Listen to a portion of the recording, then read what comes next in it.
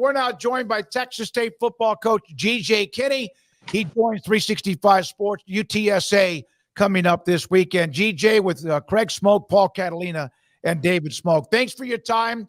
Appreciate your time. What are your expectations now for your program going forward? First of all, thanks for having me on, Smoke. Good seeing you. Good hearing from you. We go You back too. yes, to the Gilmer days. Jeff Traylor is the head coach. Now he's the opposing coach. A little different, huh?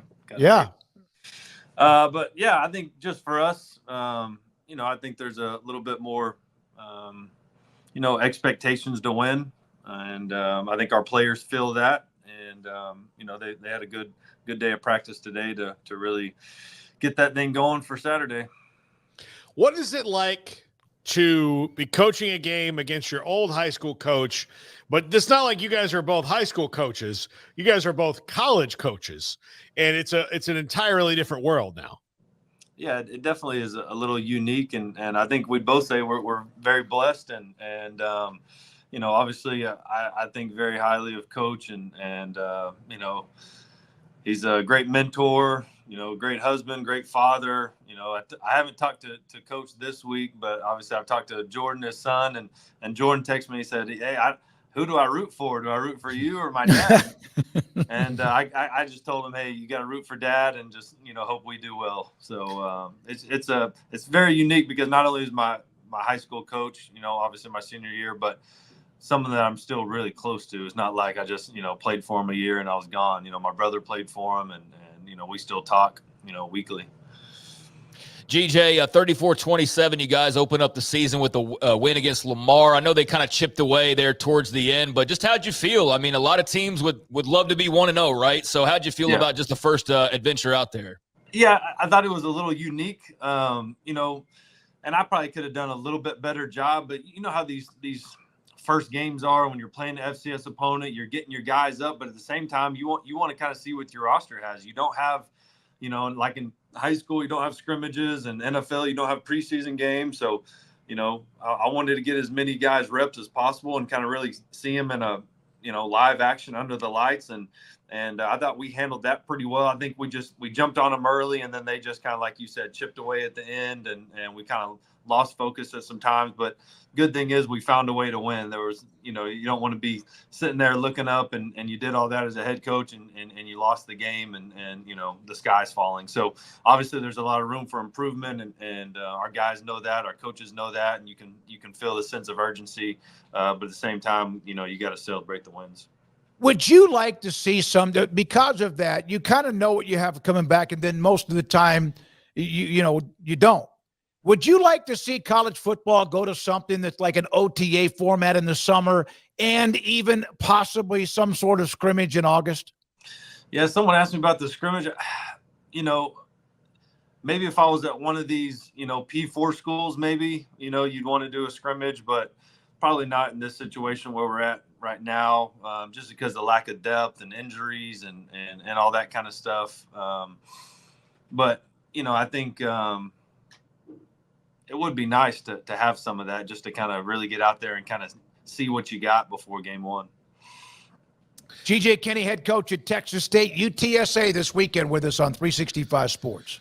Because of the way that you have to build rosters now with that perfect meld of high school recruiting and transfer portal, and then when you guys have somebody that's good, that somebody else is going to call and try to get them, or they're going to entertain those things in the transfer portal. How do you feel like, especially one game out going forward, that you guys were able to construct a roster and ride that wave through the offseason?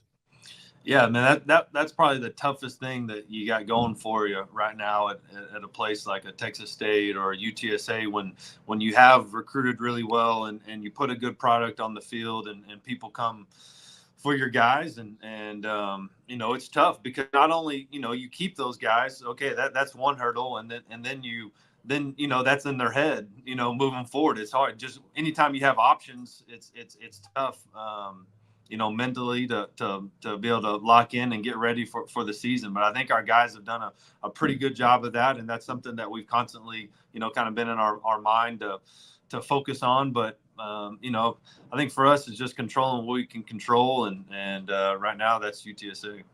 GJ, your running back, Isaiah Motti, man, what a year he had last year. Not only, running the football, but a guy who special teams. I mean, he was one of the best all-purpose yards players in the entire country. What was your message to him just in coming back and what you want to see from him? And what's it like to coach a young man like that?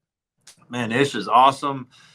He's built of the right things and has a great family. And he wanted to be back at Texas State. And, we were able to help him out with some things. And, he wanted to get engaged and he needed some transportation and needed some wheels and those kind of deals. But, he's just a team guy, voted captain, extremely hard worker. Not selfish at all, and wants to go out there and help the team win. And so he was a pleasure, going through that whole process with. And then this summer, I thought he really added some, bulk to his frame and he's gotten bigger, stronger, faster.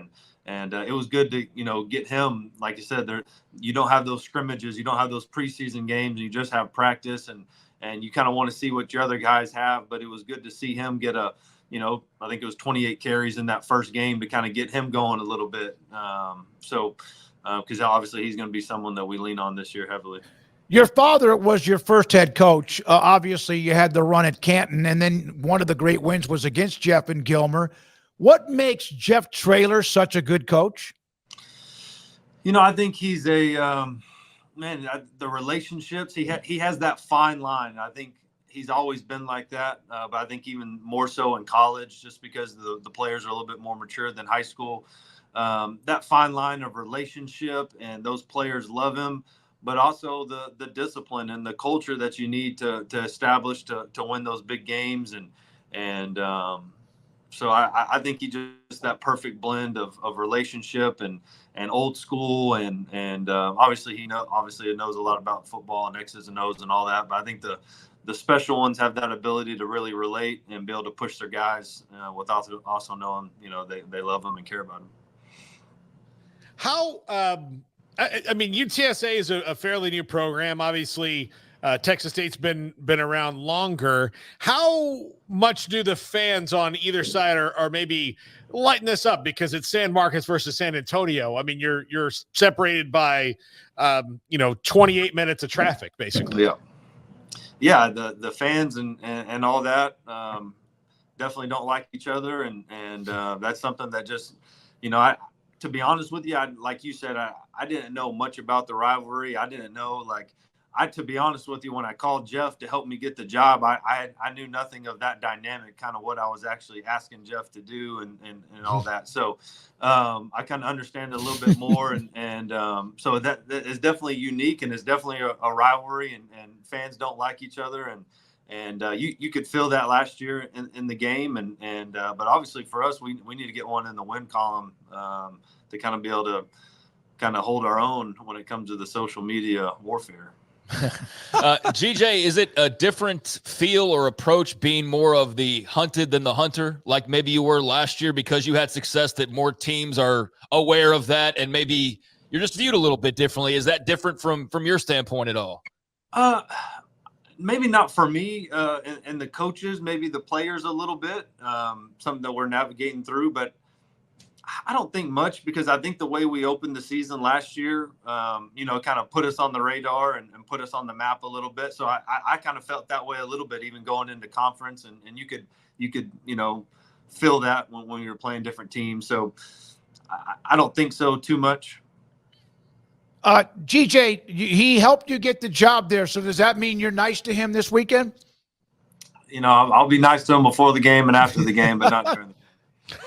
What is the managing of your schedule? And I know you got other things to do and appreciate your time. What's the managing of your schedule like? And is that something you're still learning, even though you've now been the head coach for a little bit and also been in college athletics for quite a bit of time too?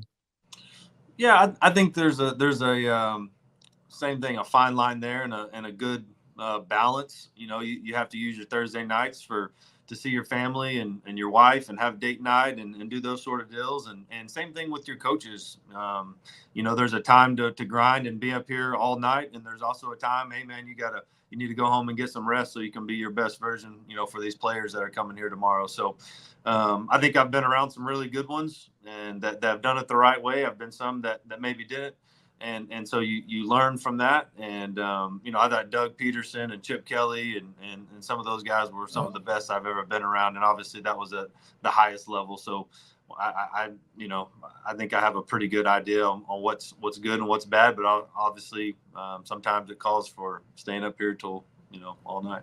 And then the final thing is you obviously had a hell of a career, not in high school, of course, not only in high school, but what you did in college and then also as an NFL player. When did you know you were going to coach once you played your last game?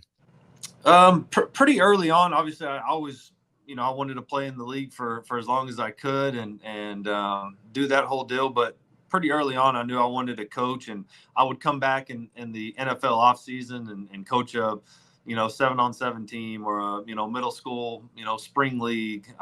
And so I was able to really kind of find a passion in that and know I wanted to do that. And then about every time I would get cut, whether it was Howie Roseman and Chip or you know, Steve Spagnuolo and the Giants, just, hey, you know, when you decide you want to be done, we'd love to hire you. You know, when you want to get into coaching, we'd love to, you know, bring you on staff. So I kind of got a picture like, hey, you know, maybe I do have a future in this.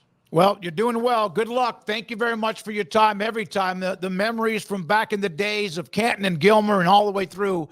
We appreciate it. Thanks for your time, GJ. Yes, sir. Thank you. Appreciate it. Thank you. That's GJ Kinne, Texas State football coach. They have UTSA. We'll hear from Jeff Traylor at some point this week as well.